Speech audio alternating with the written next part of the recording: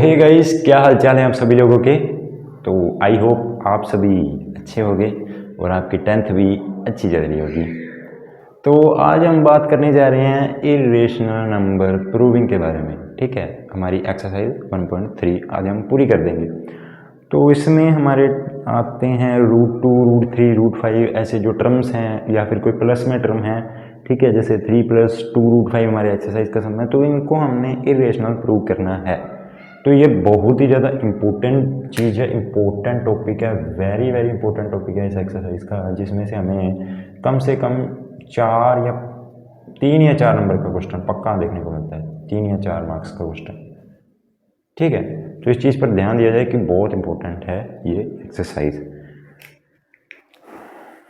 तो इसी के साथ अब हम शुरू करते हैं इस एक्सरसाइज को। तो हम एक्सरसाइज के फर्स्ट सम से ही शुरू करते हैं, क्योंकि इसके सभी सम एक ही तरह होने हैं। हमें सिर्फ उनको प्रूव करना आना चाहिए बस। सभी के सभी सम हमें आसान लगने लग जाएंगे जब हम एक चीज़ को प्रूव करके अच्छी तरह से समझ लेंगे। तो हम एक्सरसाइज का ही फर्स्ट सम से शुरू करते हैं। √5 को हम इरेशनल प्रूव करते हैं। एक्सरसाइज के फर्स्ट सम से शुरू करते हैं। √5 को इरेशनल प्रूव करना है। प्रूव इरेशनल, हमें इसको क्या प्रूव करना है? इरेशनल प्रूव करना है। अब वो हम कैसे करेंगे वो एक बार आप देख लीजिए। इसमें लाइंस होती है, तो हमें लाइंस भी याद रखनी है और कैसे कैसे हमें इसे प्रूव करना है वो भी याद रखना है। तो चलिए अभी हम शो कर लेते हैं इस सम को। तो हमें सबसे पहले यहाँ पर लिखना, अच्छा हमें इसको प्रूव करना है इरेशनल। हम इसको क्या मान के चलेंगे? अभी हम इसको ये मान के चलेंगे कि let us assume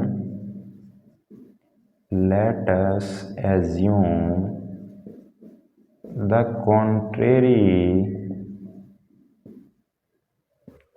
let us assume the contrary that √5 is rational। हम क्या लेकर चलते हैं कि √5 रेशनल है। मान लीजिए हम क्या करेंगे, √5 को रेशनल लेकर चलेंगे और लास्ट में आकर √5 रेशनल प्रूव नहीं होगा। तो अगर √5 रेशनल प्रूव नहीं होगा तो वो ऑटोमेटिकली इरेशनल हो जाएगा। तो हमें सबसे पहले हमें इसको फिर रेशनल मानना पड़ेगा। इसकी प्रूविंग ही ऐसे शुरू होती है, हमें सबसे पहले इस चीज़ को रेशनल मानना पड़ता है। तो अगर ये रेशनल है तो हमें पता है कि ये p/q की फॉर्म में लिखे जा सकते हैं। तो √5 इक्वल टू, हम p/q नहीं a/b लिख लीजिए, a/b। ठीक है, और साइड में क्या लिखेंगे? a और b क्या हैं? को प्राइम नंबर्स हैं। ये आप याद कर लीजिए, ये लिखना है आपको, a और b को प्राइम नंबर्स हैं। ठीक है, और b नॉट इक्वल टू 0 है जी, b नॉट इक्वल टू 0। ये हमें पता है रेशनल में b कभी भी जो नीचे टर्म होती है डिनोमिनेटर की वो 0 नहीं होनी चाहिए, क्योंकि अगर नीचे वाली टर्म 0 हो जाएगी तो ये नॉट डिफाइन हो जाएगा। इसीलिए हम b को एज्यूम करके चलिए कि ये 0 के इक्वल नहीं है। ठीक है, अब हमें क्या कर देनी है? स्क्वेयरिंग कर देनी है। हमें इस रूट को हटाना है सबसे पहले। तो हम क्या करेंगे? स्क्वेयरिंग करेंगे बोथ साइड। तो अगर आपको राइटिंग का थोड़ा सा इशू लगे तो मैं साथ के साथ बोल रहा हूँ, आप सुनते जाना प्लीज़। ठीक है, स्क्वेयरिंग बोथ साइड करेंगे। अब यहाँ पर तो आ जाएगा 5a² b²। कोई दिक्कत यहाँ तक? हमने क्या किया? एज्यूम किया कि √5 रेशनल है और इसको हमने इक्वल टू रख दिया a/b के, स्क्वेयरिंग कर दी है और ये हमारे पास आ गया। अब इसके बाद में हमने क्या करना है? क्रॉस मल्टीप्लाई कर दीजिए। अब ये क्या आ जाएगा? 5b² equal to a²। अब ध्यान दीजिए, अब इससे हमें क्या पता चल रहा है? This show that a² is divisible by 5। a² क्या है? वो क्या है? डिविजिबल है 5 के। इससे हमें पता चल रहा है कि a² is divisible by 5। a² is divisible by 5। तो अगर a² डिविजिबल है तो a is also divisible by 5। तो a भी डिविजिबल होगा 5 के। ये इसका मतलब है, ये नीचे लिखना है, डिविजिबल भी बाय भी नीचे लिख देना है। ठीक है, ये चीज़ होगी हमारी। अब हम इसको मान के आगे हमने ए को प्रूव कर दिया है कि ए इज डिविजिबल बाय 5। तो अब हम ए को हटा देंगे, ए की जगह कुछ और रखेंगे। ए की जगह अब हमें रखेंगे जो ये अंडर रूट की टर्म होती है ना, अंडर रूट जैसे 5 लिखा है, तो हम इसको 5 और यहाँ पर कोई भी चीज़ मान लीजिए आप, मैंने m मान लिया, कोई भी टर्म, कोई भी यहाँ x y z कुछ भी मान लीजिए, और हमें यहाँ पर लिख देना है फॉर सम इंटीजर m, कि m कोई इंटीजर है, a is equal to 5m हो जाएगा।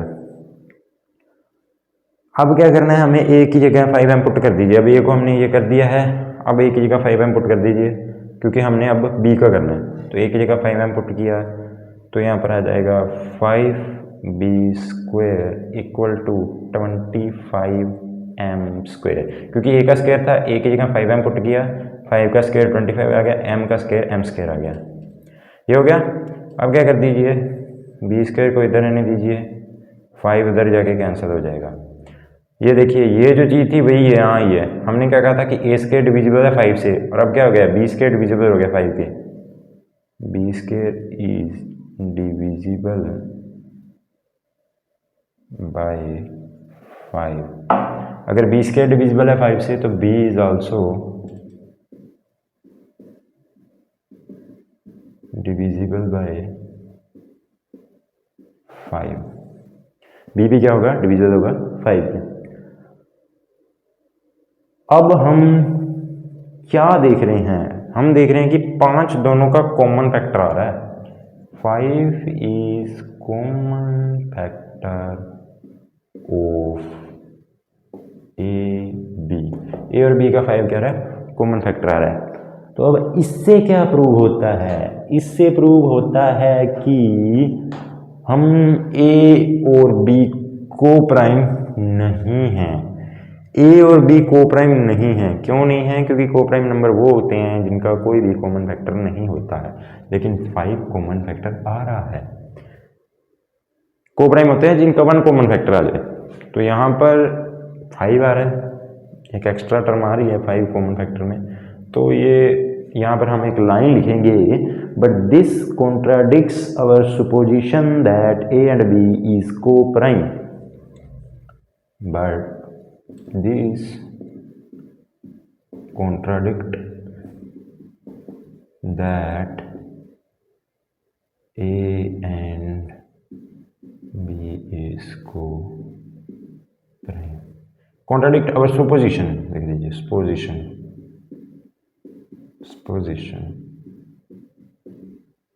that A and B is co-prime। ठीक है, ये सुपोजिशन लिखा मैंने, सुपोजिशन, थोड़ी सी मिस्टेक हो गई है। Supposition that A and B is coprime. अब इसके बाद में यहाँ पर लिख देंगे हम हैंस √5 इज इरेशनल। अब ये इरेशनल कैसे आया, अभी समझाता हूँ। को प्राइम ये नहीं है, अगर ये को प्राइम नहीं है तो ये रेशनल नहीं है। अगर ये रेशनल नहीं है, अगर ये रेशनल नहीं है तो ये ऑटोमेटिकली इरेशनल प्रूव हो जाएगा। क्यों, क्योंकि ए और बी को हम को प्राइम लेकर चलेंगे।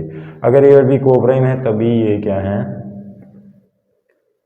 रेशनल नंबर है। लेकिन यहाँ पर जो को प्राइम नंबर हम लेकर चले थे, हमारी सुपोजिशन थी, वो क्या हो रही है, कॉन्ट्राडिक्ट का मतलब वो गलत साबित हो रही है।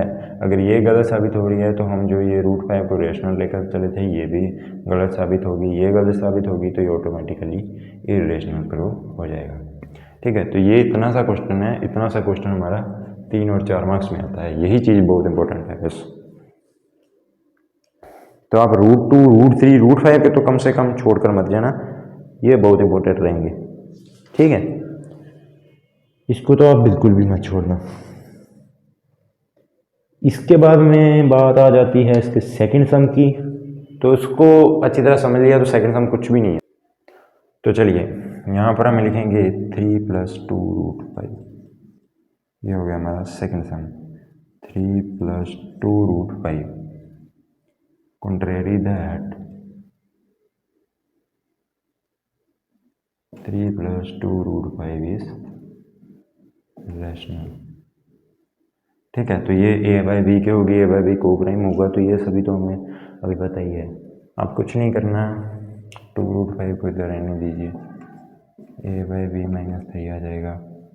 ये क्या हो जाएगा, ए बी एलसीएम ले लीजिए, ये हो गया 2√5। √5 किसके इक्वल है, a-3b डिवाइडेड बाई 2b। ठीक है, और ए और बी क्या है, इंटीजर्स हैं।